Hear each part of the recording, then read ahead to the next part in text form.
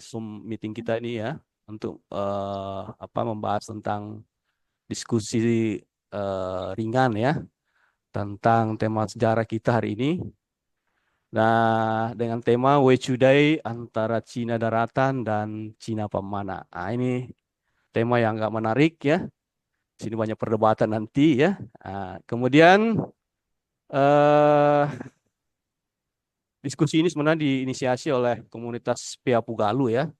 Jadi kita bikin komunitas, mudah-mudahan ke depan ini terus berlanjut ya. Ah, dan dengan tema-tema yang lain. Nah, untuk hari ini tema ini kita fokuskan ke sini ya tentang di manakah Cina daratan, gitu. Cina yang dimaksud dalam perjalanan Sauri Garing untuk meminang atau mencari wecudainya ya. Apakah di Cina daratan atau di Cina pamana. Oke, ini ilustrasi aja ya. Peta perjalanannya ya. Kalau dia dari Luwu ke Cina, itu lintasannya seperti itu. Kemudian kalau dari Luwu ke Cina Pamana seperti gini juga. Ya nanti mana yang realistis ya, mana yang logik gitu. Nah, nanti kita bedah dengan narasumber kita yang telah hadir bersama kita, Kanda Haji Nawawi Sangkilat. Beliau ini adalah putra asli Luwu. Dia lahir di Wotu ya. Kemudian pendidikan beliau adalah sarjana hukum tata negara Fakultas Hukum UI. Jadi beliau alumni UI ya, sebuah universitas yang sangat terkenal ya di Indonesia. Orang-orang cerdas berada di sana ya. Kemudian pengalaman kerja sekilas tentang pengalaman kerja beliau. Beliau aktif di Lembaga Bantuan Hukum ya. Kemudian pegawai negeri sipil tahun 90 sampai 99. Anggota DPRD ya, Provinsi Sulawesi Tengah periode 1919 sampai 2004. Kemudian anggota Komisioner KPID dan anggota DPRD di periode 2009 sampai 2014.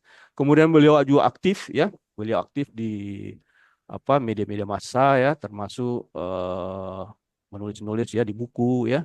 Nah, jadi ini ada karya-karya beliau diantaranya ini ya, Tomanurung Tanalu, Kembalikan Wotu Padaku, Sekilas tentang Pemerintahan Hadat Wotu, Wawancara Imajiner dengan Batara Guru, Kajangki dan Sumajo, tarian asli Luwu, saat memakai sistem distrik dalam pemilu. Nah, ini terbit di harian Mercusuar ya.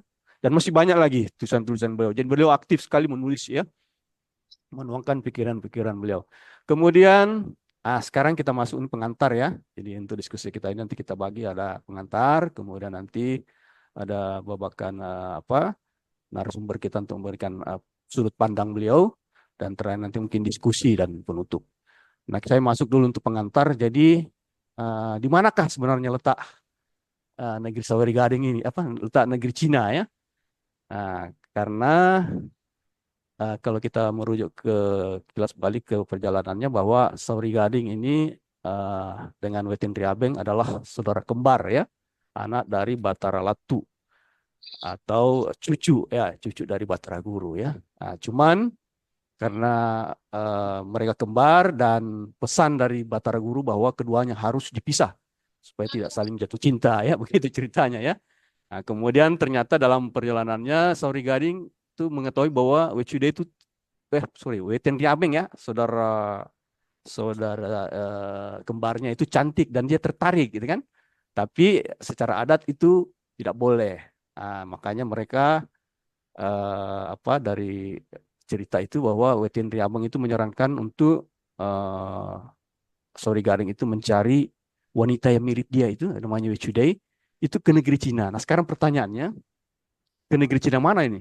Ya, apakah ya di Pamana atau yang di Cina Daratan? Nah, ini yang menjadi tema kita.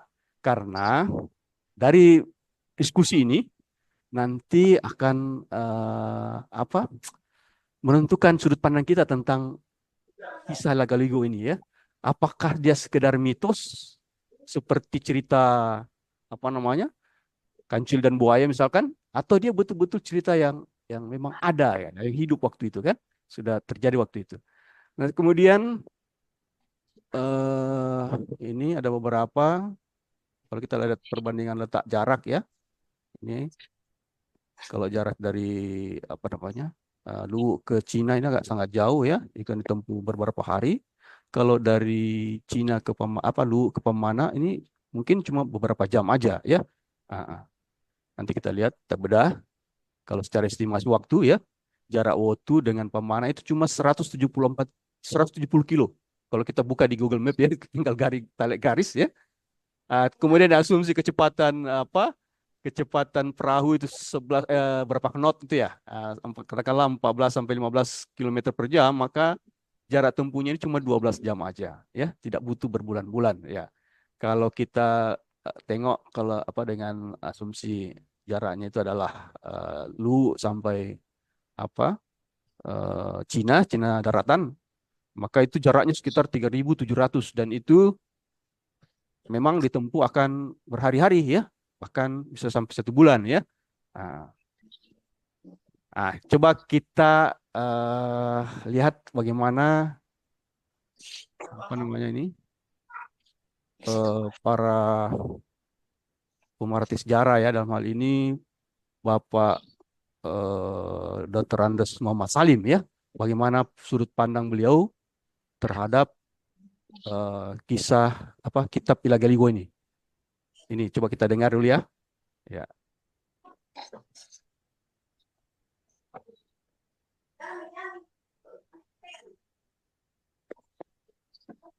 Gimana suaranya, kedengaran? Iya, kedengaran. Iya. Oke.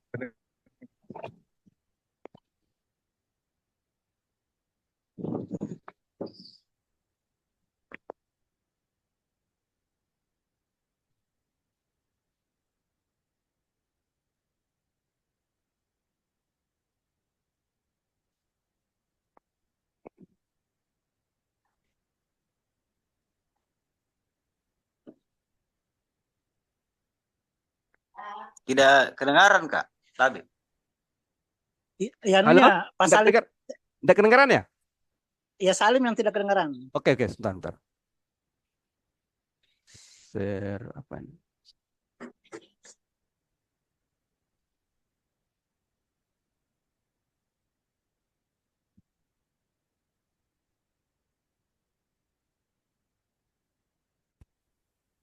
Saya ulang ya. Iya, siap. Oke, udah kedengaran? Kerajaan Bugis, kerajaan yang ada di Sulawesi Selatan itu hubungannya lebih dekat dengan kerajaan di Cina. Mana buktinya? Ketika dia mencari Wechudai, dia disuruh pergi ke sana. Itulah salahnya. Cina itu bukan Cina Hongkong, Cina Bugis. Cina Bugis. Cina Bugis. Memang kalau orang bagaimana? Penjelasannya bagaimana? Cina Bugis. Cina Bugis itu daerahnya di daerah Wajo. Jadi itulah biasa orang. Pada seminar itu semua profesor ada mengatakan itu Cina adalah Thailand. Ada mengatakan itu Cina adalah Bangkok. Saya katakan begini, Anda tidak pernah semua membaca Galigo. Andai kata Anda pernah baca Galigo, saya kira itu kau sendiri batalkan kau punya pendapat. Katanya mengapa? Saya akan coba saja. Namanya saja Icodai sama dengan nama Cina toh. Iya. Tetapi dia ada mengatakan Icodai dan Drisompa pun boleh kelihatan ente. Dan Drisompa nama orang di sini pun boleh kelihatan ente. Saudaranya namanya Makassau, bapaknya namanya Larumpesi. Tidak ada Larumpesi di tanah Cina. Tidak ada alatan ente di tanah Cina. Baru setelah ini tadi perang, saya beri dulu pergi kawin di lempar-lempar, mempergunakan mampan cimpau karena tadi menolak buli kawin ini. Tidak ada cimpau di sana, tidak ada lempar-lempar di sana, tidak ada siwa di sana, tidak ada. Ada pun itu sampai balayar sampai sekian tahun, ya jangan heran. Karena sastra bukan sejarah. Sastra itu yang jauh perjalanan 1000 tahun bisa perjalanan 1 menit. Yang perjalanan itu 1 menit bisa dipanjangkan sampai 10 tahun. Karena sastra, ya sastra jangan kritik, terima saja. Karena nama cuma sastra. Iya. Seperti tasawuf. Kalau banyaknya siapa itu tasawuf mengatakan, kalau tuanku, hatiku hanya ingin masuk surga, masukkan saja saya neraka. Tidak ada yang mau bikin begitu berkata, tetapi kata orang tasawuf itu jangan, itu karena lain dia punya pemikiran. Jangan kau terka-terka bahwa salah, tidak, karena itu tasawuf punya begitu, dia punya alam. Oke, ya begitu pendapat dari Bapak Dr. Andes Muhammad Salim sang penerjemah ya, jadi yang menerjemahkan kitab ya, Lagaligo ini ya. Jadi menurut beliau bahwa yang dimaksud Cina itu adalah Cina pemana ya. Itu versi dari Pak Dr. Andes Muhammad Salim, dan banyak juga peneliti-peneliti sejarah yang berpaham seperti itu, termasuk Bu Prof. Nurhayati Rahman, ini pakar sejarah di Unhas ya. Dia juga memahami bahwa Cina yang dimaksud itu adalah Cina pemana. Kemudian ini pendukung Cina daratan juga banyak ya. Jadi kalau kita dulu, orang-orang tua dulu kita di Luwu itu selalu kita dengar cerita bahwa yang dimaksud Cina itu adalah Cina daratan ya. Kemudian ini didukung juga oleh banyak penelitian-penelitian, termasuk ada riwayat Kelantan ini ya. Nah, ini juga menyatakan bahwa pernah ada suatu waktu ya antara Jawa, Raja Jawa dan Jaya ya, dengan Sang Satyaki Satirta bersama Sori Gading itu bersama-sama melakukan penyerangan ke negeri Anam ya. Jadi nama Sori Gading juga muncul di riwayat Kelantan ya. Jadi ada perjalanan raja-raja di Nusantara, ada 3 ini untuk menyerang negeri Anam ya, di sekarang mungkin wilayahnya Vietnam Selatan ya. Ya. Kemudian ini rute perjalanan Sori Gading juga ini memang panjang ya, berbulan, bahkan berbulan dia ditempuh ya. Jadi ini juga bisa jadi latar belakang kenapa kita pilih pendukung Cina daratan ini yang menyatakan seperti gitu ya, karena dari sisi waktu ya, dari sisi waktu itu rutenya memang panjang ya, jauh gitu. Kemudian ini juga di Selayar ya, itu ditemukan ada negara kembar ya, dan itu adalah salah satu negara yang tertua di dunia, dibuat di kira-kira abad keberapa ini ya, di zaman kebudayaan Dongson ya. Jadi dan ini dipercaya di Selayar itu diyakini bahwa itu adalah peninggalan dari Sori Gading. Jadi ada bekas ada bukti-bukti sejarah yang mendukung versi Cina daratan ini ya. Ini negaranya di Selayar ya. Kemudian ini juga ini secara sains ya. Jadi kita bisa melihat bahwa cerita Lagaligo itu tentang Sori Gading yang kapalnya karam ya, atau terbalik ya sampai pulang itu didukung juga oleh citra satelit, katakanlah seperti gini ya. Ini kita bisa lihat dari citra satelit bahwa di daerah yang disinyalir daerah karamnya kapal Sori Gading itu waktu dia balik dari Cina mau kembali ke Luwu, itu dilihat dari peta kecepatan angin ini ya, kita bisa ambil di NASA ini. Ini memang nampak di sini bahwa di daerah sini kecepatan angin sangat tinggi ya. Jadi memungkinkan memang bahwa kapal di sini bisa karam ya. Nah, ini mungkin ilmu cocoklogi, tapi karamnya atau tenggelamnya kapal Sori Gading itu didukung juga sebenarnya dengan penjelasan saintifik ya, dalam hal ini profil kecepatan angin yang ada di Sulawesi Selatan ya. Di daerah sini ini sangat kencang ini warnanya, sekitar berapa meter per second ya, kecepatannya sekitar 6,6 atau 7 meter per second ya kecepatan anginnya di sini. Dan inilah sekarang yang dieksplor untuk dikembangkan menjadi pembangkit listrik tenaga angin kan. Ini ada di Selayar di Sidrap dan di Jeneponto ya. Jadi anginnya ini ditangkap dengan menggunakan nanti PLTB itu ya. Mungkin itu pengantar dari ya. Nah, sekarang kita masuk ke narasumber kita ya. Pak Nawawi, mungkin dari sudut pandang beliau bagaimana ini tentang Wechudei antara Cina daratan dan Cina pemana. Bagaimana konsep atau pemahaman dari Pak Nawawi ya. Silakan Pak Nawawi. Terima kasih. Minum air dulu saya. Iya, silakan.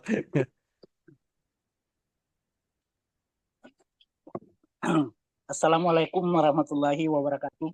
Waalaikumsalam warahmatullahi wabarakatuh. Para kareba, Ya baik. Saya sekarang di ketinggian 155 meter di atas permukaan laut. Di kaki Gunung Gawalise namanya. Saya di Palu sekarang. Saya melihat Palu itu di Palu di bawah. Wih, view-nya cantik ya. Tambang emasnya Bakri itu yang di sana yang di gunung itu yang botak itu. Ya. Nah, kemudian Balarwa 1,5 kilometer di sini yang hampir 10.000 orang tertanam di dalamnya, tidak jauh dari yang likuifaksi. Likuifaksi ya. Ya. Cerita tentang Lagaligo, cerita tentang Luwu tidak terlepas juga bahwa menurut wiracarita orang Luwu bahwa orang Palu ini pun ada hubungannya dengan Lagaligo. Bercerita tentang Lagaligo, sehingga di sini ada cerita tentang Saweri Gading. Menariknya bahwa Lagaligo ini konon adalah merupakan karya sastra terpanjang di dunia, kurang lebih 7.000 halaman yang sudah terkumpul, mengalahkan Mahabharata yang ada dari India. Hanya kalau dipertanyakan siapa pengarang Mahabharata, orang langsung tahu ini yang menulis Mahabharata. Tapi kalau ditanya siapa yang mengarang Lagaligo, akan menjadi tanda tanya besar. Siapa penulisnya? Kapan ditulisnya? Di mana peristiwanya? Inilah tantangan kita bagi orang Luwu. Alhamdulillah kita orang Luwu sekarang sudah mulai bangun dari tidurnya yang lelap. Terus terang, tidak lupa kita ucapkan terima kasih banyak itu kepada saudara-saudara kita adalah dari orang Bugis. Kalau tidak ada orang Bugis yang pandai menulis dan sebagainya, ini cerita tentang Saweri Gading dan Lagaligo sudah lama ditelan bumi. Mungkin kita tidak akan mengenal apa itu Lagaligo, apa itu Saweri Gading, apa itu Batara Guru kalau tidak ada orang Bugis. Mereka lah mendokumentasikan dan menulisnya. Kita orang Luwu ini hanya banyak bertutur. Cerita tuturnya itu terpelihara dengan baik dan sebagainya. Kembali kepada permasalahan kita tentang gimana sih sebenarnya Cina itu. Saya di suatu ketika, biasanya kalau saya pulang berlibur, saya dulu sekolah di Jakarta, kampung asal saya dari Wotu. Kalau saya pulang dari Jakarta, tidak pernah saya tidak singgah ada apa namanya di Pantai Losari ada benteng apa itu Rotterdam kalau nggak salah. Ya, di situ ada seni. Di situ ada om saya dulu yang bagian seni itu adalah Asri Kaniu namanya. Di situ ada Lagaligolohi di situ. Saya singgah belajar di situ. Kemudian saya selalu ketemu dengan penulis yang saya suka sekali, orang Sengkang. Dia adalah kalau nggak salah guru besar hukum, Fakultas Hukum Universitas Hasanuddin, Profesor Zainal Abidin Farid. Kalau nggak salah, saudara kandungnya Profesor Hamsa yang ahli pidana. Kalau nggak salah, ya itu. Saya selalu singgah diskusi dengan dia. Pada saat saya muncul di rumahnya, kalau nggak salah saya di kampus lama itu, terus lewat Fakultas Teknik, karena saya lewat rumahnya om saya. Itu dia dulu dekan Fakultas Pertanian Universitas Hasanuddin, Profesor Muslimin Mustafa, lewat di situ terus bilang, oh di situ rumahnya saya datang. Pada saat itu Profesor Zainal baru pulang dari Palu, ada seminar dengan katanya siapa? Rektor Matulada. Dia tanya saya, ada anak muda mau belajar tentang ini, bilang tidak. Saya kebetulan sering membaca waktu disertasi doktornya Pak Matulada di Fakultas Sastra UI, kebetulan di belakang kampus saya hadir. Kalau nggak salah judulnya Matoa, kalau nggak salah saya hadir di situ. Lalu dia tanya saya, kamu anak sastra bukan Pak? Saya adalah Fakultas Hukum. Bidang saya tata negara. Tapi kau sering baca bukunya Pak Hasairin? Oh iya betul. Jadi dia tahu dia itu ahli hukum adat. Ceritalah tentang pemahaman dia setelah ngobrol dengan kita. Cina, dia termasuk penganut bahwa Cina itu adalah Cina pemana. Cina pemana. Saya terima, tapi enaknya kita berdiskusi dengan profesor itu sama dengan saya beberapa bulan yang lalu saya ketemu dengan Ibu Nurhayati Rahman, enak sekali. Kayaknya kalau saya ke Makassar pasti saya cari dia itu. Enak kita belajar diskusi sama orang. Ketemu di Malili waktu saya menjadi narasumber tentang budaya Luwu dengan kalau nggak salah profesor siapa lagi satu itu. Hanya saya yang yang bukan profesor. Tapi karena kecintaan kita kepada ini kita lakukan. Yang terkejut dia bahwa menurut pemahaman orang Luwu, dia tanya juga bagaimana Luwu. Saya kira orang Luwu juga itu Pak, sebenarnya dulu punya namanya pau-pau. Kalau orang kita di sini mungkin dulu lontara. Di kampung saya disebut dengan pau-pau. Yaitu judulnya Mulai Toe. Mulai Toe itu. Hanya sayangnya di Luwu itu naskah-naskah yang begini disayangnya bukan main. Dipinjam saja susah. Di suatu ketika ada penelitian dari Universitas Hasanuddin, kalau nggak salah namanya Profesor Salombe, ada 3 yang meneliti pada saat itu. Mereka pau-pau lontara mulai itu susahnya bukan main. Untung ada wartawan yang ada di sana dulu yang selalu mendampingi beliau namanya Pak Muhyiddin. Kalau nggak salah Podomon Raktek atau Pak Pajar kayak gitu, yang wartawan itu.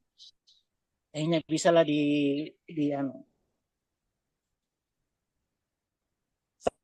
saya katakan sama Pak Prof, kalau kami Pak Prof di Luwu itu jejaknya bukan hanya cerita. Beliau ini dulu lama di Singapura. Dia salah satu penterjemah Lagaligo. Dia melihat bahwa Lagaligo itu dari sudut pandang sastra.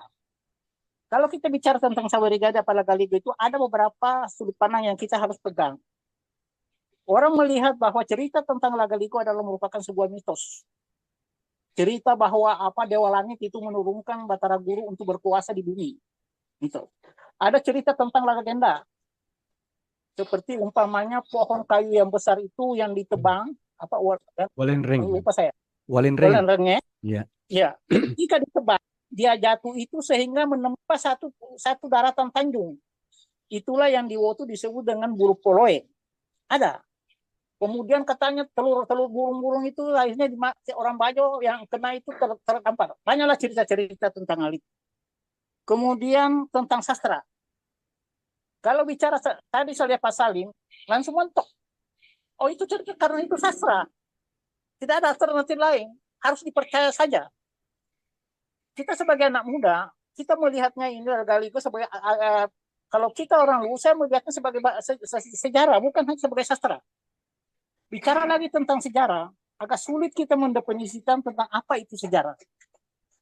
Ada yang bercerita bahwa sejarah adalah tidak lebih dari catatan-catatan masa lampau dan sebagainya. Ada lagi bercerita tentang coretan-coretan lain, macam-macam. Tapi saya ada tertarik juga seorang budayawan, sastrawan yang sangat terkenal baru meninggal tahun lalu. Dia adalah kelahiran Makassar. Besar di Bandung, kemudian di Jakarta, dia wartawan senior. Dia adalah penulis beberapa buku. Yang paling terkenal dia adalah sastrawan beling. Namanya adalah Remi Silado. Remi Silado ini nama baptisnya adalah Cimi Tembayung. Dia menyatakan bahwa sejarah itu adalah selera. Saya garis bawahi di situ bahwa sejarah itu selera. Mungkin juga seleranya umpamanya Pak Salim, seleranya Pak Prof, seleranya yang pendapatnya juga tidak terlepas dari selera. Sama dengan kita, mungkin juga tidak terlepas dari selera. Saya pikir-pikir ada betulnya juga ini Remi Silado. Ya. Tetapi untuk memperdebatkan itu tentang definisi tentang sejarah itu adalah jalan panjang yang susah. Menurut Profesor Pan Apeldoorn dalam bukunya Pengantar Ilmu Hukum, kalau nggak salah Ingredient to the Study Pan Apeldoorn, bahwa tidak ada seorang pun sarjana ilmu sosial yang dapat mendefinisikan tentang ilmu sosial. Karena apapun yang disebutkan itulah yang betul menurut versi mereka. Itulah dulu kalau saya masih ingat Profesor Ismail Suni, mungkin Bapak biasa dengar. Kita itu dosen itu tidak usah menanyakan kepada mahasiswa apa itu definisinya, apa definisinya. cukup mereka baca, mengerti mereka, janganlah lagi tanya kepada ujian. Itu hanya menyita waktu saja menanyakan definisi kepada mahasiswa kita. Saya sependapat dengan itu. Tentang perjalanan ini, bayangin bapak-bapak sekalian, saudara-saudara sekalian. Dari Luwu Purba, jadi kita sebut Luwu Purba ini. Luwu Purba. Di Luwu Purba, Batara Guru itu sebenarnya, Saweri Gading itu sebenarnya bukan tinggal di Usu dia. Ada perkampungannya itu namanya di Lasalamoa. Ketika dia berlayar ke Cina itu dan sebagainya, menurut versi Pak Salim juga tadi dan sebagainya, itu perjalanannya kurang lebih 3 bulan kalau nggak salah. Di dalam punya Ibu Profesor Nur Hayati Rahman, yaitu kekuasaan, cinta dan kekuasaan, ikan bahwa perjalanannya Saweri Gading ke Cina itu menempuh jalan yang sangat berliku dan cukup lama.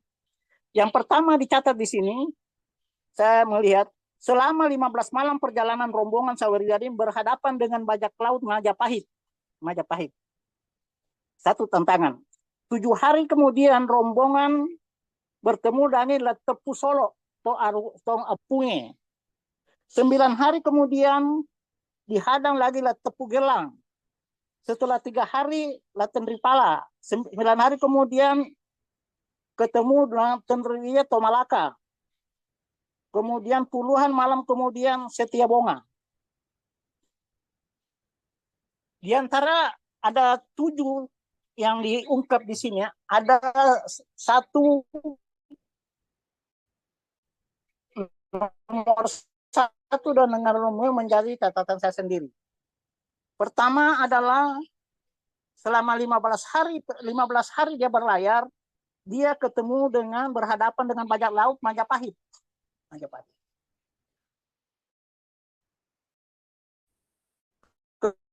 Kemudian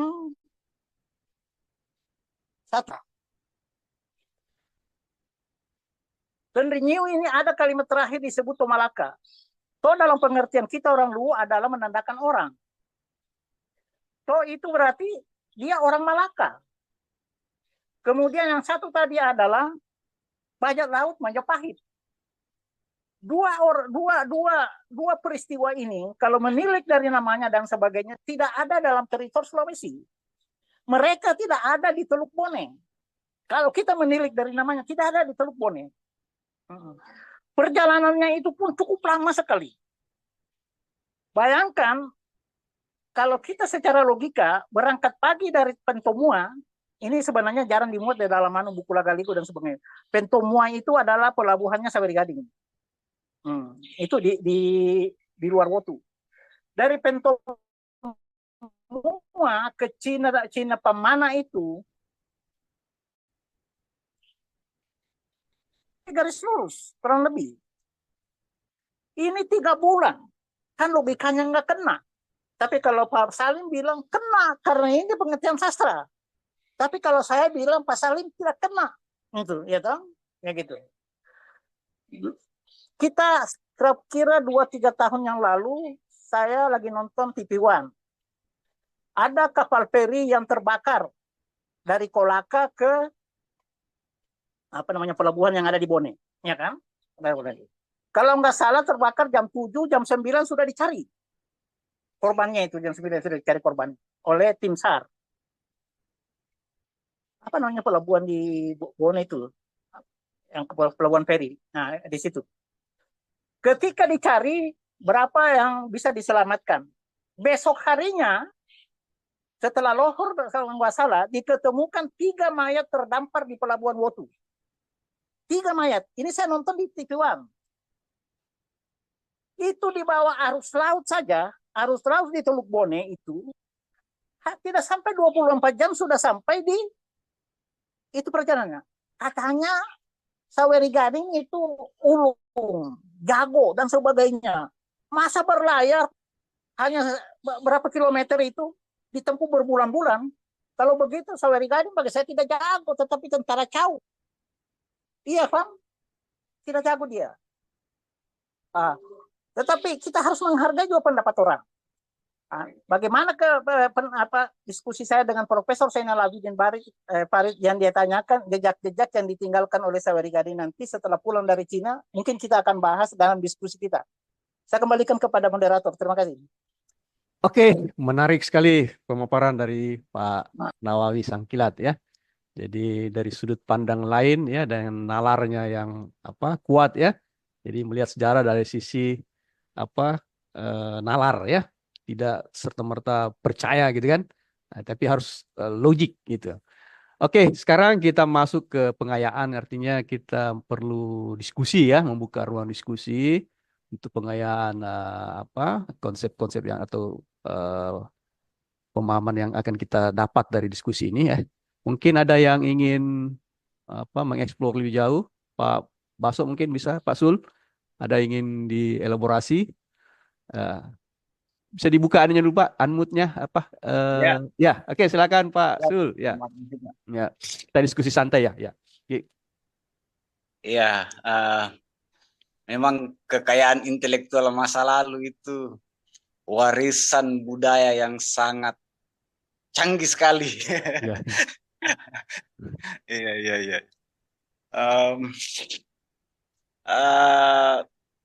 Tidak apa-apa kalau misalnya saya tanggapi dari anunya Pak Profesor tadi yang video yang kita putar. Siap, silakan. Ya. Tidak apa-apa, Pak Prof bisa berpendapat seperti itu, bisa juga. Tapi saya tidak tahu apakah beliau ini memang disiplin ilmunya itu kebudayaan. Atau mungkin dia profesor atau dokter dari bidang yang lain mungkin. Iya. Kalau karena Bu Nur Hayati itu memang bidangnya memang ke sejarah ya, linguistik ya. Jadi terkait dengan perjalanannya Sawery Gading, saya pernah diskusi dengan beberapa teman dari Cebu, Filipina. Kita coba korek-korek kaitan-kaitan dalam cerita-ceritanya mereka, kaitan-kaitan kerajaannya mereka. Kebetulan dia juga itu, artinya kalau kayak kita di sini kayak orang-orang dekat-dekat istana lah, maksudnya dekat kedatuan lah begitu. Perangkat-perangkat adat lah mungkin, tapi mungkin pemuda adatnya. Nah, jadi saya cerita-cerita sama dia ada kedekatan hubungan darah dengan orang-orang yang lebih kentara itu dari Ternate katanya. Tidore di sana, lebih dekat ke situ. Itu baru satu cerita. Nah, dari kesimpulan-kesimpulan yang bisa kita lihat sekarang kan dunia sudah terbuka, Kak. Baik itu dari internet, di situ ada diskusi budaya, kemudian ada muncul istilah yang baru beberapa tahun belakangan juga saya tahu ada namanya Austronesia. Ya. Di mana ternyata kenapa dia katakan itu Austronesia, katanya itu karena adanya kesamaan budaya. Ada banyak kemiripan di sana. Tidak disangsikan kalau mungkin secara bahasa itu hanya 1-2 kata saja yang sama. Ya, sedangkan kita di satu pulau Sulawesi saja sudah beda kalau bicara. Naik mobil 2 jam saja sampai Sulawesi, apa dibilang? Ya kan? Begitu.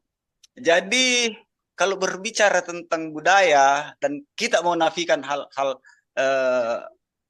fakta seperti itu, justru kita belajar apa sesungguhnya gitu. Ya, budaya ini kan kalau saya mestinya kan kita berbicara dengan kesehariannya kita. Kenyataan-kenyataan yang kita dapati di lingkungan kita ketika kita kemana begitu. Jadi kalau hal-hal seperti itu dinafikan dari pertimbangan sisi kebudayaan, sementara kita bahas budaya terkait dengan perjalanan Sawery Gading ke Cina,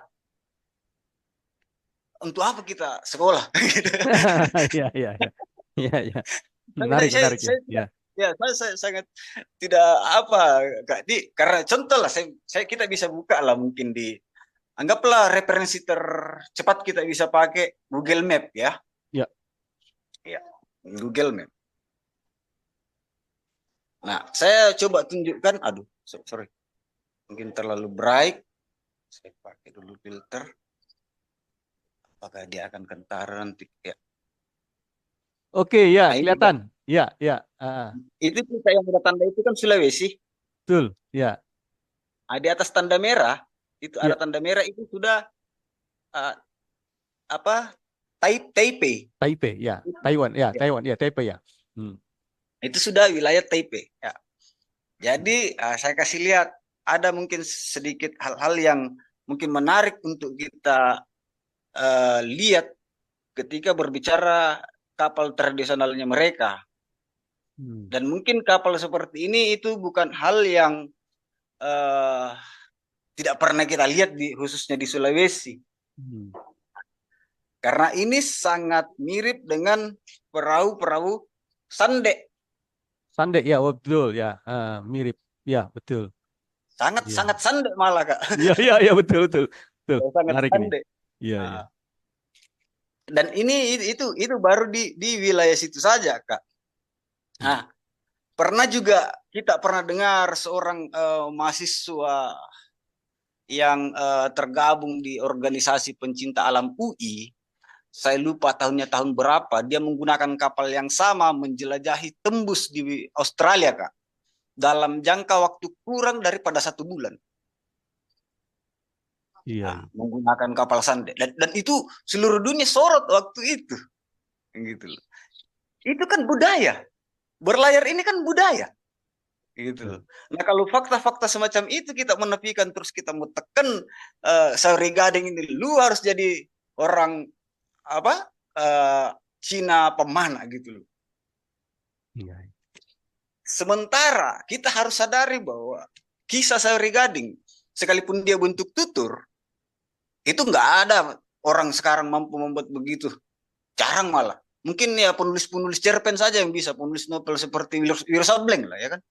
Yang bisa buat begitu. Nah, itu kalau zaman sekarang, Kak, yang memang ya kita sudah punya pulpen, kita sudah bisa sekolah.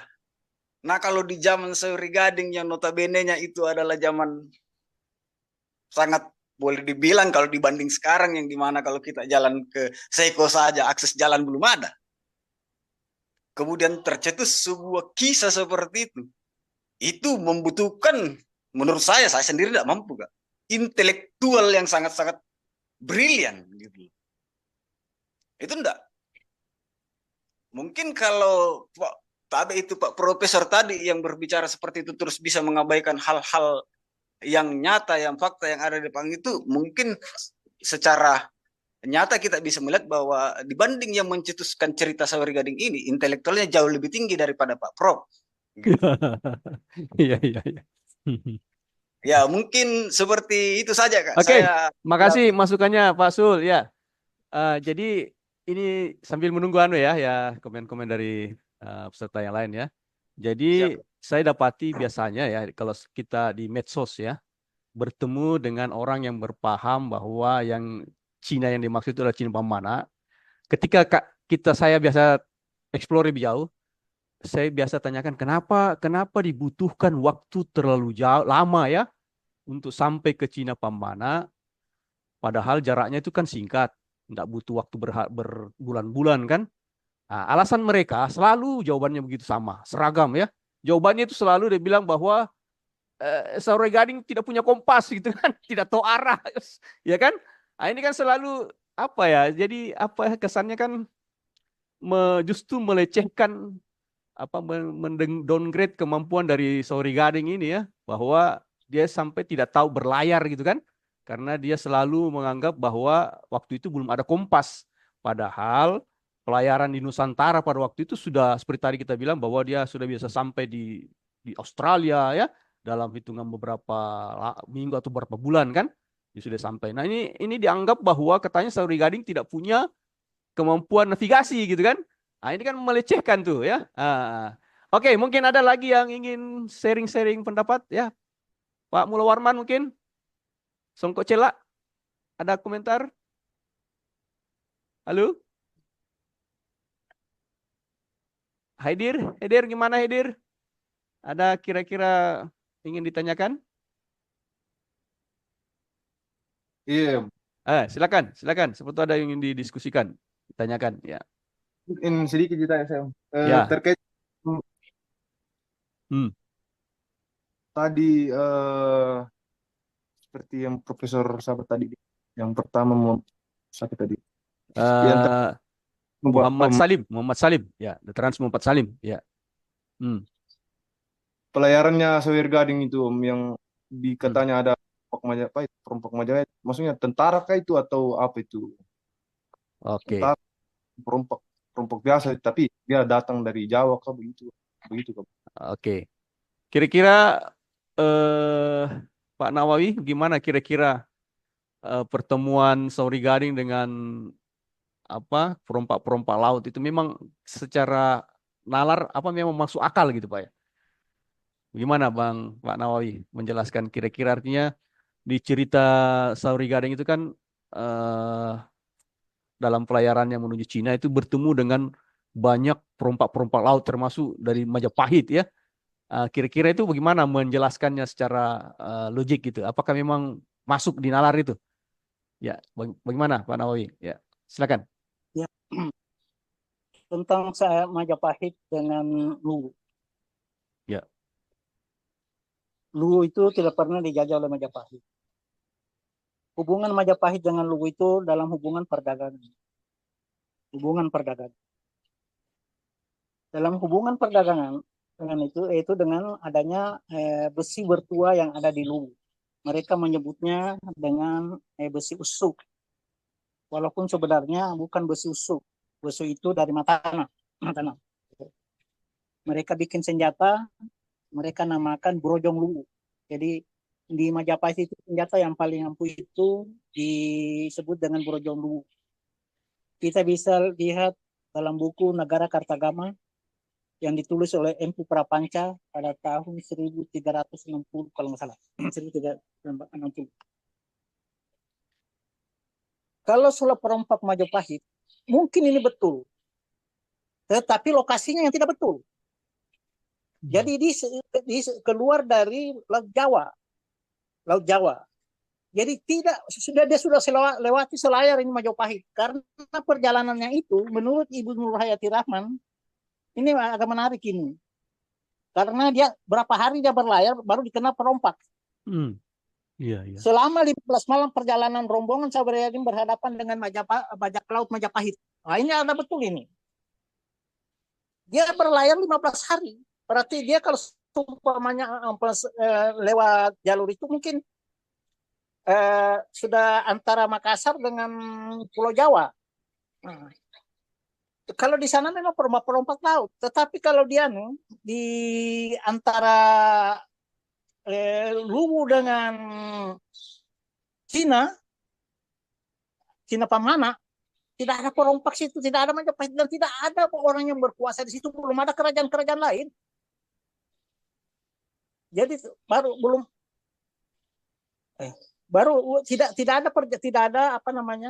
tidak ada penguasa lain antara, tidak ada kerajaan atau penguasa lain antara Luwu dengan Cina Pamana, nggak ada.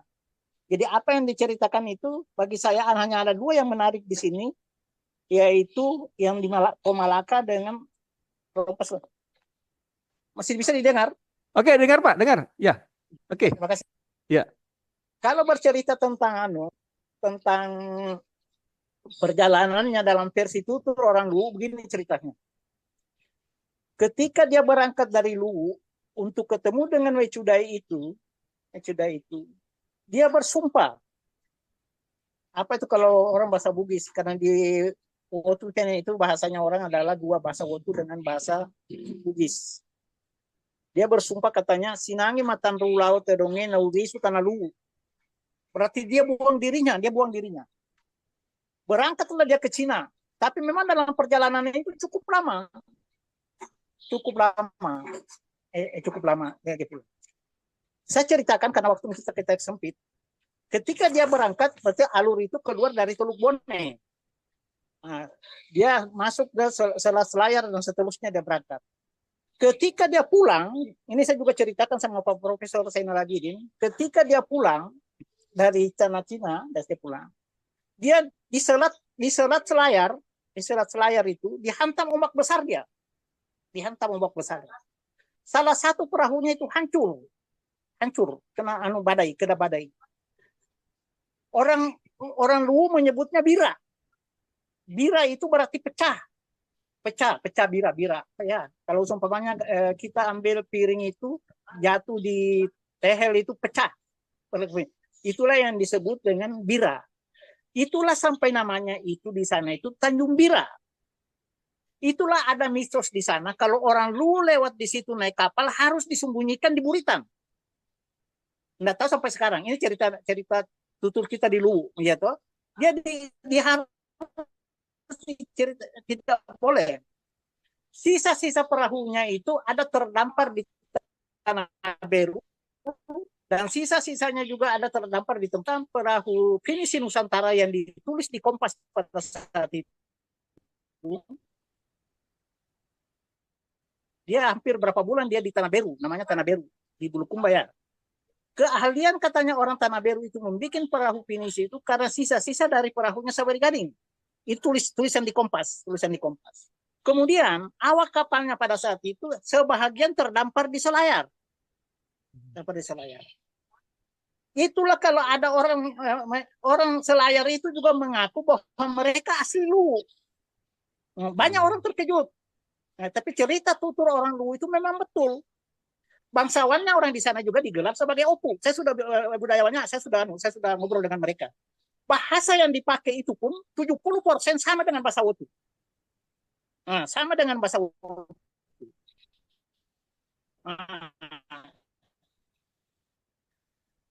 Ada yang dosen UNAS itu dengan orang di sana dengan diskusi dan mereka mengakui keberadaan Luwu di sana.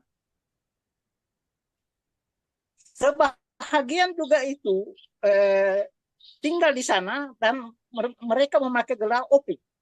Opu itu kan hanya kita kenal dari Luwu. Bahasa yang digunakan itu seperti ada bahasa yang mirip dengan bahasa serumpun ini, Wotu, Buton Waleo, kemudian Kaidi. Bahasanya hampir 70% sama bagi mereka. Sedangkan jarak sangat jauh. Berarti ada hubungan kausal antara satu dengan yang lain. Ketika dia pulang, jadi yang tadi yang terdampar kita sudah tinggalkan, itulah Tanah Beru, Tanah Beru. Itulah yang Tanjung Bira tadi. Tanjung Bira, ya. Di sana kalau nggak salah satunya adalah suku Layoro, sama dengan bahasa Wotu itu.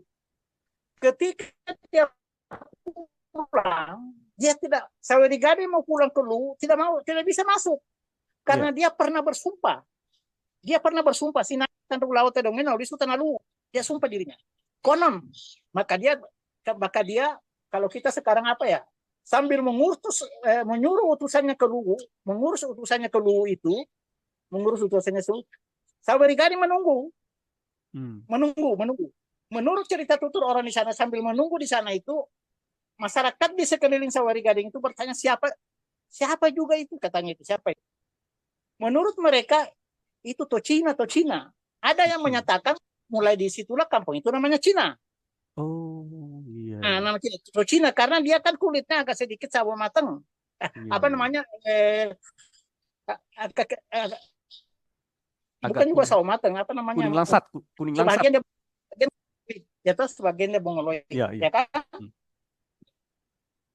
Jadi menunggu utusan dari Luwu untuk mempersiapkan kedatangan Batara Guru, Saweri Gading. Ya. Itulah sebabnya dia ahli Luwu. Setiap tamu agung datang itu dijemput dengan kerbau bertanduk emas. Bertanduk emas. Tapi kan tidak mungkin pakai emas lah. Mungkin hanya tanduknya di sepu-sepu aja mungkin ya. Setelah Saweri Gading pulang di Luwu itu, dia sudah dengan perangkatnya pulang.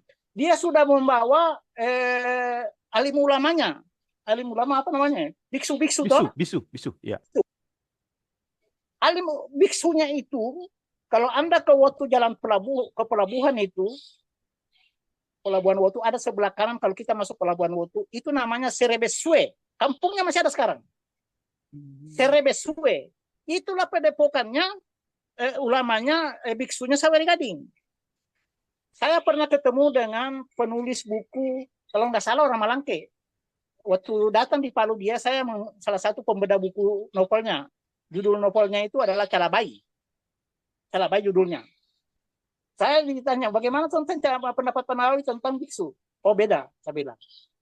Anda kan penelitiannya di Bone. Siapa namanya itu yang top sekali itu? Ya, bisu yang ada di Luwu, bisu yang ada di Luwu, ini Luwu Purba ini, dalam pengertiannya Luwu di ada Luwu, adalah ulama. Memang dia ulama, dia adalah pemuka agama, bukan calabai dan bukan tabib. Dia bukan tabib. Dia memang ini itu namanya serebesue. Kalau apa namanya? Kalau diterjemahkan dalam bahasa Wotu yaitu tempat bisu berkegiatan, menari dan sebagainya. Serebesue. Dia pulang dengan itu. Kemudian dia pulang itu ada penelitian OSIS kalau nggak salah itu, kalau orang memperkirakan itu katanya abad ke-12, nggak tahu lah saya. Tetapi keramik yang ditemukan di Tambu-Tambu dan sebagainya, termasuk yang ada di Malangke apa Rebunta dan sebagainya, itu abad ke-12 dan sebagainya. Jadi ada peninggalan-peninggalan yang ditinggalkan di Sawirigado. Jadi setelah dia pulang itu, entahlah. Kalau saya membaca Lagaligo dan sebagainya, sepertinya tidak pernah dia pulang. Ceritanya kan semua.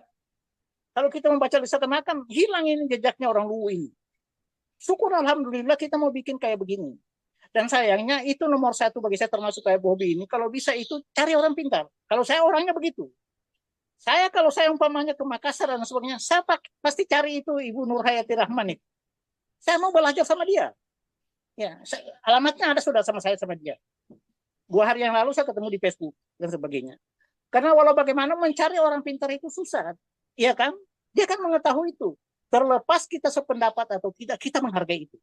Saya itu kitab-kitab Lagaligo dan sebagainya versi aslinya itu saya lihat. Ada yang tergulung-gulung, ada yang sudah hitam, ada yang belum voluntar. Waktu saya ditanya ternyata sudah nggak bisa dianu lagi karena sudah dimasukkan komputer semua. Kan sudah tua sekali. Waktu itu ke Leiden University di Belanda. Waktu itu kami saya dengan Wakil Ketua DPR dulu Saprun Abdullah untuk mengetahui tentang Karajalemba. Adalah pejuangnya orang Palu di sini yang dimakamkan di Sukabumi. Mau dikembalikan ke Palu. Jadi kami menelusuri sejarahnya Karajalemba. Saya ketemu ahli sejarah di sana banyak, profesor bisa bahasa Indonesia, jago bahasa Indonesia. Dia bilang apa yang kami tulis itu jangan juga dipercaya, langsung ditelan. Jadi karena berarti mungkin Remisi Lado tadi betul, sejarah adalah selera. Contoh kecil dia kasih. Lihat pejuang dari Aceh, namanya Cut Nyatin. Coba buka di buku sejarah Cut Nyatin. Ada gak Cut Nyatin pakai kerudung? Dia kan diikat kepalanya di atas ini kayak simpolong. Mana ada orang Aceh? Orang Aceh umur 6-7 tahun itu tidak boleh tidak pakai jilbab.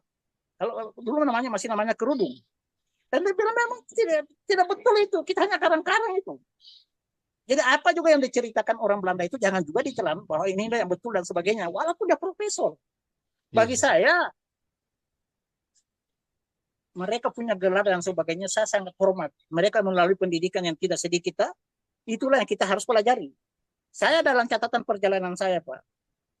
Saya pertama masuk di Palu, yang saya cari pertama adalah orang ahli sejarah dan pemuka masyarakat di sini. Yang saya cari pertama adalah tokoh Muhammadiyah yang namanya Rusdi Toana. Ini seorang yang sangat dihormati dan dia selalu tentang cerita tutur tentang kekaidian. Yang ada lagi namanya Kaco Tuan Saihu. Di Jakarta saya bertemu dengan Imada. Saya mempelajari tentang kebetawian. Saya baru tahu ternyata Husni Tamrin adalah Bugis. Banyak orang tidak tahu bahwa ternyata Husni Tamrin itu separuh darahnya adalah Bugis. Termasuk siapa yang wakilkan? Bapaknya adalah Belanda Betawi. Belanda Betawi Bugis. Mamanya adalah Bugis Betawi. Kalau kita tidak mempelajari, mencari sendiri semuanya, kita akan ketinggalan. Lalu kita bisa menulis lah. Karena apa? Saya tulis mungkin Bang Awi, ketika orang tidak tahu Bang Awi itu di Facebook itu Nawawi Sangkila. Iya. Kita menulis yang paling utama itu apa seperti begini. Kejujuran bagi saya. Kejujuran nurani. Kenapa? Jangan kita membawa dosa apa namanya nih? Catatan digital. Kita mengarang-mengarang tulisan dan sebagainya padahal kita mengelabui orang.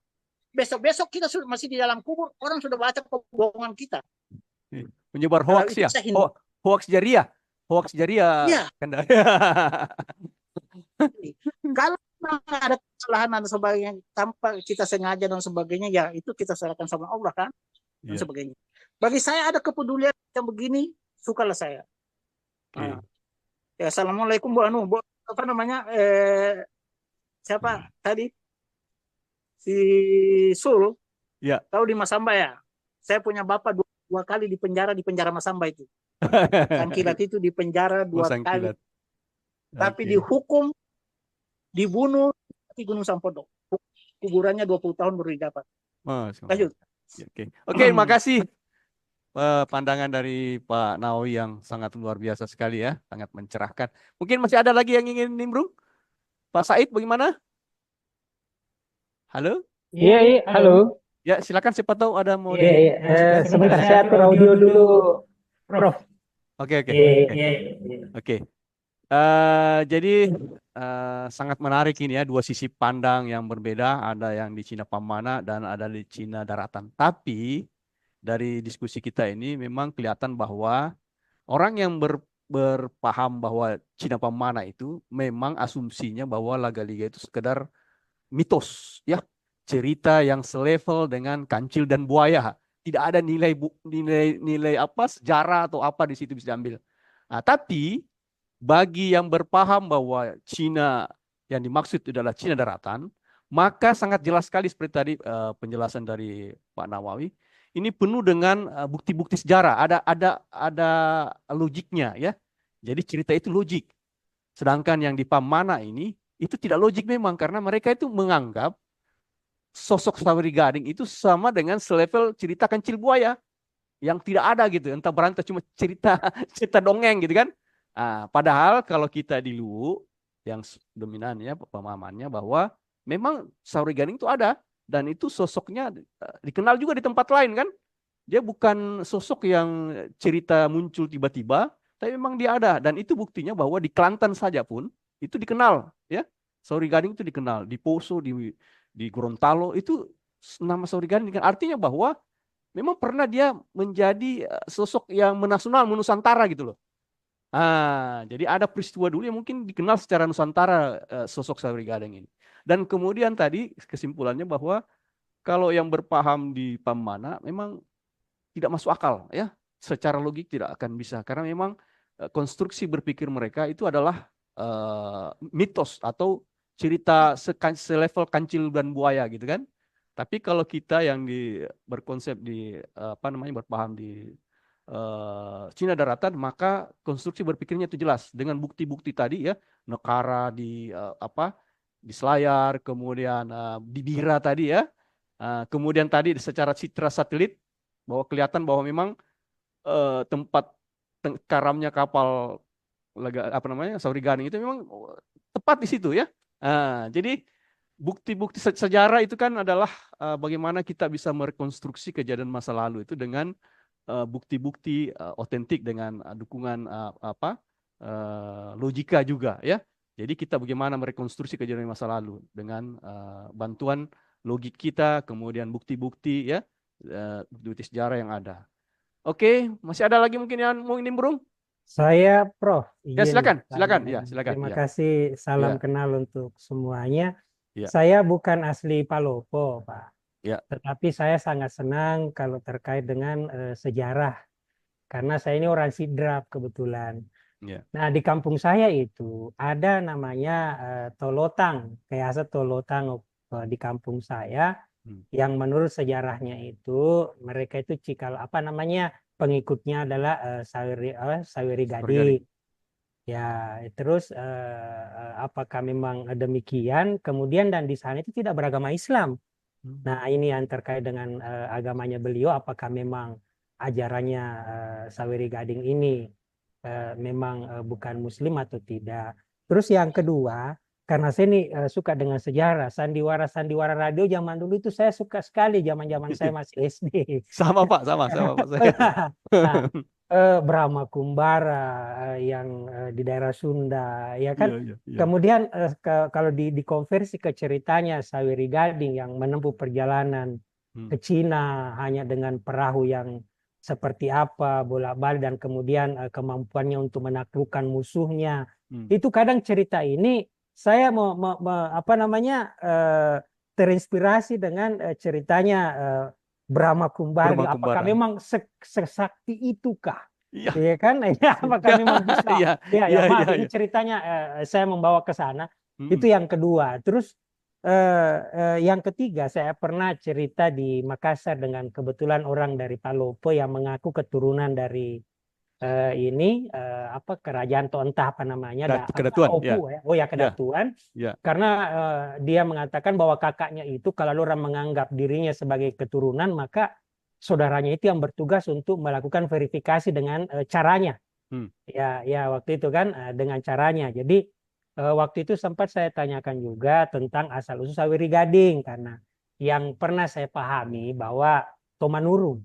Tomanurung, ya. Tomanurung. Nah, apa ini Tomanurung ini saya tanya, apakah Tomanurung itu adalah memang tiba-tiba adanya, ataukah berasal dari mana, daerah mana asal usulnya, seperti itu, yang merantau, yang kemudian singgah dan menetap di daerah Palopo yang menjadi kemudian cikal bakal kedatuan itu. Ya, itu saja sih Prof. Oke, makasih masukannya, pertanyaannya Pak Said. Ya, oke. Terima kasih banyak Prof. Kita teruskan ke Waalaikumsalam. Kita teruskan ke Pak Nawawi, mungkin ada bisa dikomentari Pak dari pertanyaan yang sangat menarik sekali dari Pak Said ini. Ya. Ada dua yang saya catat dari saudara saya dari itu. Pertama Tolotang dan soal Tolotang itu saya tidak terlalu tahu anunya, saya tidak terlalu tahu sejarahnya, tetapi saya lihat tidak jauh dari rumah saya di sini pada Pasar Impres ini ada anaknya itu, salah satu itu udah katanya anaknya dari Raja Tolotang, rumahnya kasihan hancur itu di situ. Ini saya banyak tahu tentang cerita Tolotang. Tentang agama Saweri Gading itu sepertinya dia agama Buddha. Sehingga pada suatu ketika saya tanya Macoa Bawalipu yang bapaknya yang Macoa yang sekarang. Saya biasanya gini, kenapa itu di Jawa itu orang-orang Hindu itu banyak candi? Di dekatnya kita di sini saja Kalimantan itu ada namanya Kerajaan Kutai. Hindu juga mereka punya candi Kutai. Kenapa Batara Guru dan sebagainya di sini? Kenapa kita tidak punya candi? Kita tidak punya candi. Saya panggilnya Pua saya karena saya punya kakek. Dia garis keturunan dari ibu saya. Jadi dia bilang, Awi, kalau dia bisa bilang, dia bilang begini, Awi edolah waktu itu mau pakai batu dan sebagainya. Eda pola mati itu tetapi lakungkum itu batu. Maksudnya begini. Kita tidak boleh pakai rumah batu ataupun rumah bikin candi kayak begitu karena kita belum meninggal dan sebagainya, kita sudah dibawa oleh batu. Saya mau tanya apa lagi? Pendapatnya sudah begitu. Kita mau kan orang tua. Tetapi setelah saya pindah di Jakarta, saya pindah di Jakarta. Saya kalau setiap libur Pak, saya ke Pak. Keliling Jawa Barat itu mau jalan-jalan saya ketemu Hiangan Sunda itu, saya tanya kenapa di Jawa Timur dengan Jawa Tengah banyak sekali candi, ada Borobudur, ada ini dan sebagainya, kenapa kita di Jawa Barat tidak ada? Itu ternyata apa yang dijawab oleh Macoa Bawalipu tadi itu sama dengan jawabannya ini. Tokoh Sunan ini. Baru saya terpikir bahwa apa yang dibilang kakek saya dulu itu ternyata betul. Masa-masa kecil kita dulu kan kita orang Luwu ini, kalau dia orang kaya itu yang di tembok itu hanya tangganya saja. Rumahnya masih kayu semua, tangga saja, ya kan? Saya lihat dulu itu ada di Mas Samba, ada di mana di saya lihat bilang ada betulnya. Ternyata kepercayaan mereka hampir sama. Itu. Kemudian Tomanurung. Saya baca bukunya Dr. Andos Baharudin. Dia sepertinya budayawan dari Sulawesi Tenggara. Judul bukunya adalah Tomanurung. Bukunya itu dia mengutip pendapat dari Profesor Matulada. Pengertian Tomanurung katanya begini. Tomanurung itu bisa berasal dari bahagian pemerintahan suatu kerajaan. Umpamanya kerajaan A menugaskan kepada seorang keturunannya menjadi pemegang kekuasaan di suatu daerah B. Raja pertamanya di situ yang ditugaskan oleh bapaknya tadi itu dan sebagainya, itulah disebut Tomanurung. Kedua, menurut Profesor Rantulada, orang yang memiliki pengaruh sangat luar biasa dan mengalahkan yang lain, karena pengaruhnya sangat luar biasa, maka dianggap Tomanurung. Contoh kecil, negara Republik Indonesia ini kan sudah puluhan tahun diperjuangkan untuk merdeka dan sebagainya. Tetapi nanti zamannya Soekarno dan Muhammad bisa kita merdeka. Maka menurut Profesor Matulada, itu bisa disebut sebagai Tomanurung. Karena dia memiliki pengaruh yang sangat luar biasa. Kemudian seumpamanya lagi orang itu muncul tiba-tiba tetapi tidak tahu asal-muasalnya. Contohnya kayak begini. Saya seumpamanya berlayar dari Bulukumba mau ke Surabaya saya. Tiba-tiba perahu saya dihantam oleh ombak besar. Maka terdamparlah saya di selayar. Waktu itu selayar belum ada orang. Kebetulan di danau itu, di perahu yang kita tadi terdampar itu, ada perempuan dan ada laki-laki. Pokoknya saya dengan perempuan itu. Kawinlah saya dengan mereka, maka lahirlah anak pinak saya. Mungkin keturunan 5, 6, 7 itu dia pasti tahu bahwa saya dari Wutu. Istri saya ini mungkin dari Bulukumba. Karena terdampar di pulau, dia tidak tahu asal-muasalnya, kita punya nenek moyang dulunya turun dari langit, diturunkan di selayar. Nah, itu tiga contoh yang diberikan Profesor Matulada.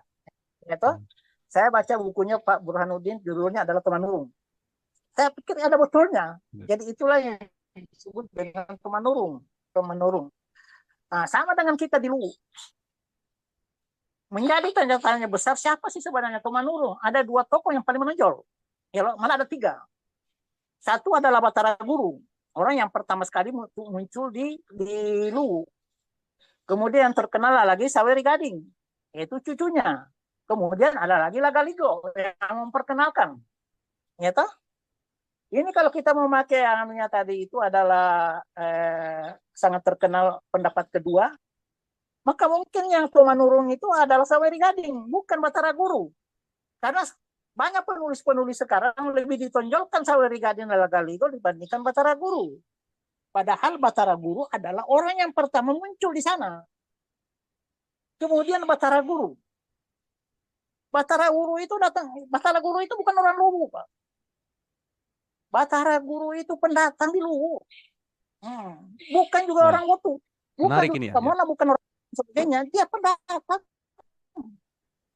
Namanya saja beda. Iya tuh. Nama Batara Guru. Tidak orang Timur itu, orang Pamona, orang Wutu dan sebagainya pakai nama-nama itu. Jadi lihat namanya saja sudah agak lain. Kan bahwa memang itu katanya Wecuda itu nama depannya, namanya ada kan Wecuda itu Torisompa. Kalau nggak salah namanya. Dia bilang ada nama Bugis Torisompa. Iya kan? Ini kan juga sudah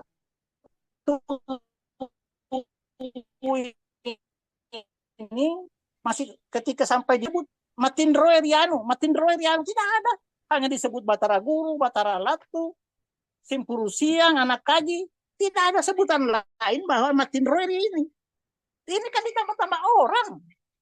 Kalau saya sebenarnya menjadi Ratu Luwu, saya pertahankan yang nggak sulit, iya kan? Saya tidak mau krisis identitas, iya kan?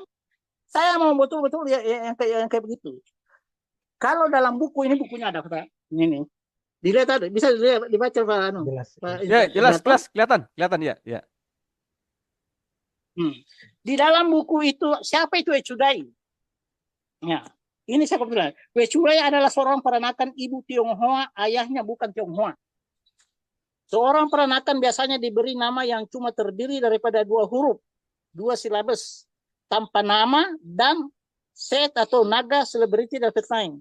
Tetapi peranakan yang ayahnya seorang Tionghoa, ibunya bukan Tionghoa, tetap memakai 3 huruf namanya. Free syllabus. Orang Tionghoa adalah family name. Nah, Sweng Cheliong Aryodhama, ayahnya bernama Wiwisesa, tidak lain adalah Prabu Wisesa, seorang raja Majapahit. Diketahui ayah Wechudai bukanlah seorang Cina, melainkan seorang laki-laki keturunan Luwu, semacam dengan Batara Guru yang merantau ke Cina, mengawini perempuan suku Tionghoa yang melahirkan Wechudai. Kan beda, dan mungkin tidak ada tempat lain. Kenapa begitu? Karena penulis-penulis tentang Lagaligo ini juga dikritik orang Georgia di Conro. Pada umumnya penulis dan peneliti tentang Lagaligoan tidak keluh, tetapi menulis tentang Luwu dan sebagainya di luar daripada Luwu.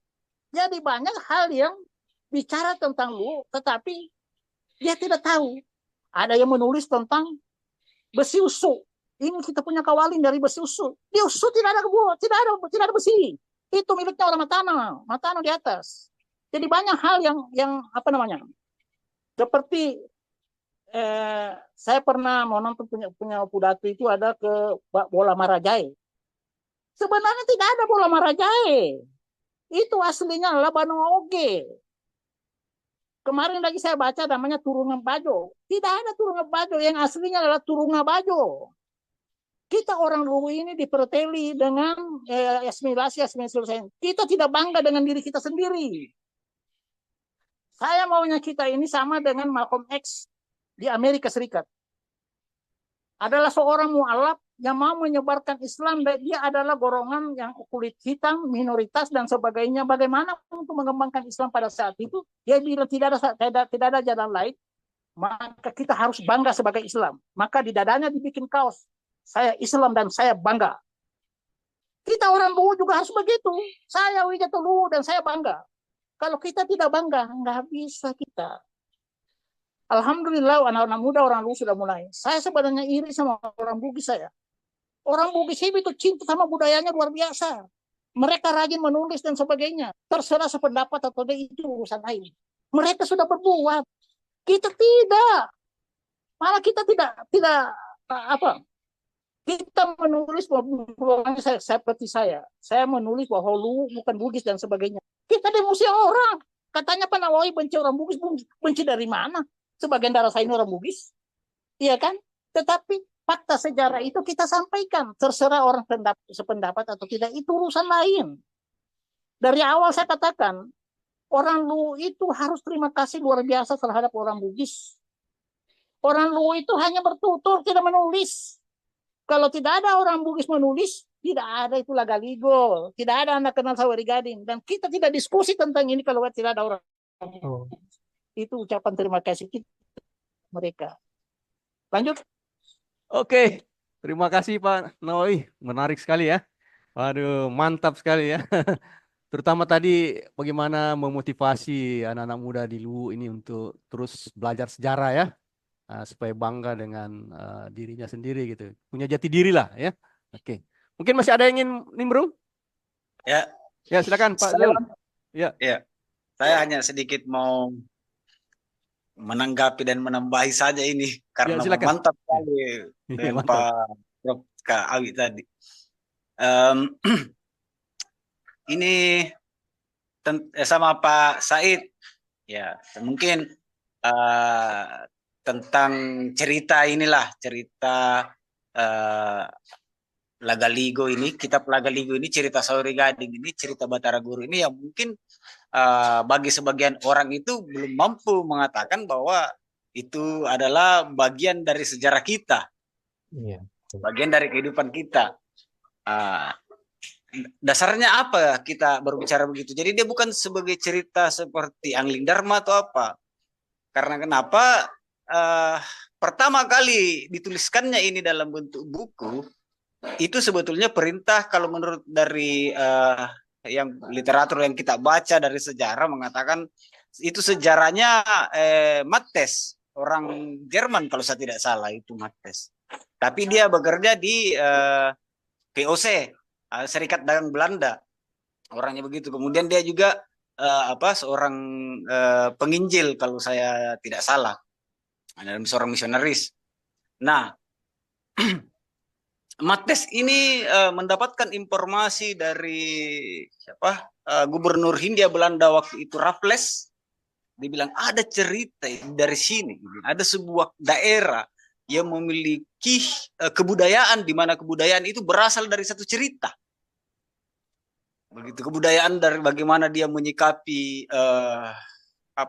dalam sosialnya, dari tradisi-tradisinya, dalam ritual-ritualnya seperti pernikahan dan lain sebagainya. Dan itu berasal dari satu cerita namanya Lagaligo. Nah, ini yang sangat menarik karena hampir semua orang di situ katanya itu yang diamalkan, dari cara bertaninya apa itu. Ini menarik sekali bagi dokter Mattes waktu itu. Saya tidak tahu dokter Mattes siapa namanya. Pak Mattes lah orang Belanda itu. Jadi dia diutuslah dia. Gimana? Kalau kau saja yang ke sana, ini menurut sejarah Mattes yang saya pernah baca. Kalau kau ke sana untuk buat itu menjadi sebuah buku. Nah, dia datang ke sana kemari katanya dia di wilayah Sulawesi untuk mencari seorang yang bisa menulis saat itu. Dia tidak temukan. Maka dia diarahkan katanya sampai di Makassar, dia diarahkan ke seorang anak raja yang bernama Culik Pujie. Di situ dia desak, Culik Pujie, lu mau nggak tuliskan ini cerita-cerita Lagaligo? Mau nggak? Wah, gini-gini karena katanya ada persoalan ekonomi dan lain sebagainya. Bahkan secara belak-belakan Dr. Mattes mengatakan di situ orang tuanya Culik Pujie itu orang yang punya mental yang kurang bagus gitu. Di matanya hanya nafsu apa segala itu, dan itu dituliskan dalam bukunya, cuman ya mungkin tidak perlu ditranslate seperti itu juga kalau untuk konsumsi edukasi. Jadi dari situlah awal mulanya kenapa seperti yang dikatakan Kak Awi tadi, Puang, ya memang betul kita harus berterima kasih kepada mereka karena sudah menuliskannya. Dan akhirnya ada seperti pembicaraan sampai hari ini. Ya, mungkin seperti itu saja, Bang. Jadi Lagaligo itu adalah sebuah tutur. Sebenarnya kalau Lagaligo itu mau dirangkum semua, karena itu seperti yang dikatakan Raffles tadi, bahwa itu adalah asal usul daripada tradisinya, budaya kita. Di sini. Nah, itu berarti hal yang bukan mitos, Bang. Gitu. Itulah yang menjadi tradisi kita. Seperti itu, Bang. Terima kasih mungkin. Oke, terima kasih Pak Sul ya. Oke. Ya, oke, jadi diskusi kita sangat menarik cuma karena waktu mungkin ini ya. Jadi mungkin kita masuk ke sesi penutup. Mungkin Pak Kandanawawi ada statement penutup untuk diskusi kita hari ini. Silakan, Pak. Ya, terima kasih. Menarik sebenarnya. Apa yang dibilang oleh Pak Sul itu, kalau bagusnya nanti kita bahas pada tema tersendiri nanti. Siapa itu Mattes, Countess Watu Puji dan sebagainya. Lalu kenapa Giorgio Adicondro protes mereka, kenapa tidak ke Luwu, kenapa menulis Luwu, kenapa Anda padahal Luwu dekat dan sebagainya. Itu kan Giorgio Adicondro. Giorgio Adicondro itu adalah meninggal di Palu Kesendia. Dia meninggal di Palu. Tentang orang-orang Belanda seperti Mattes dan sebagainya. Kalau di Sulawesi Tengah ini yang paling top adalah Kruits. Dulu orang-orang di sini ada ketersinggungan ketika mereka menyebut bahwa di sini Sulawesi Tengah pada umumnya itu disebut sebagai Toraja Barat. Toraja Barat. budayawan dan sebagainya di sini menganggap bahwa ada satu diskusi mereka kan, tetapi kita salah menerjemahkan apa yang dimaksud oleh Kruitz, ya kan? Contohnya begitu.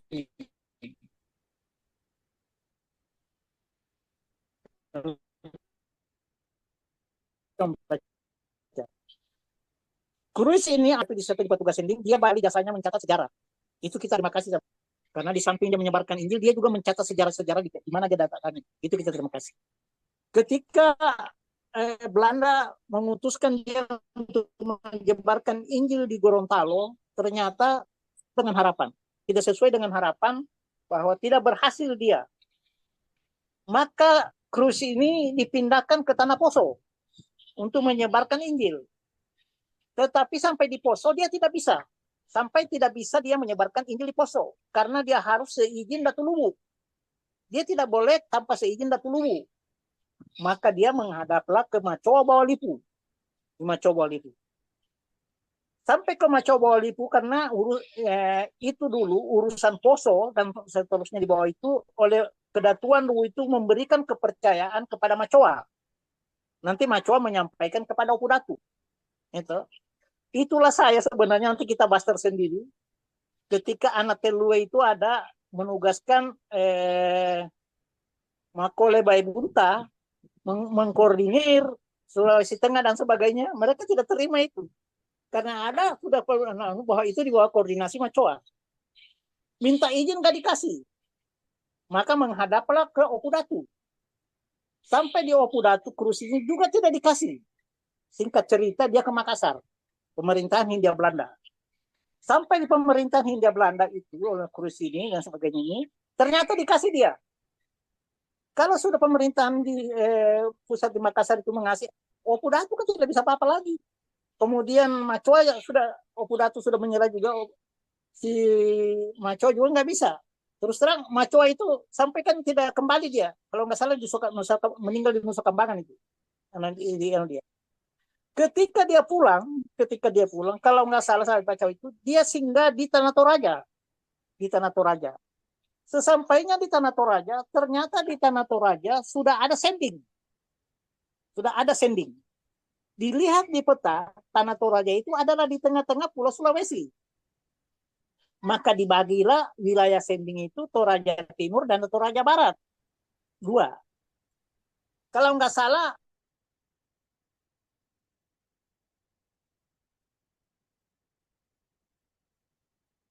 Anda bisa cari nanti. Itulah pembagian wilayah sending. Jadi kata Toraja Barat dalam bukunya Krus itu bukan budaya. Yang dimaksud oleh Krus itu adalah pembahagian wilayah sending. Ini kan kelirunya kita. Nah, kenapa kita keliru? Kita juga tidak bisa salahkan. Karena catatan-catatan Krus itu adalah apa yang dia lihat tentang budaya, dia tulis tentang budaya. Dia lihat tentang ini, dia tulis tentang ini. Itu tentang ada tulisan Krus itu tentang penyerahan upeti orang di Poso dan sebagainya kepada Datu Luwu itu melalui Macoa Bawalipu itu. Saya baca dari tulisannya Krus. Kalau saya tanyakan Macoa Bawalipu, ternyata betul. Sehingga waktu deklarasi Malino, waktu di Malino, ada satu poin nomor 6 itu seakan-akan itu Poso identik dengan Pamona.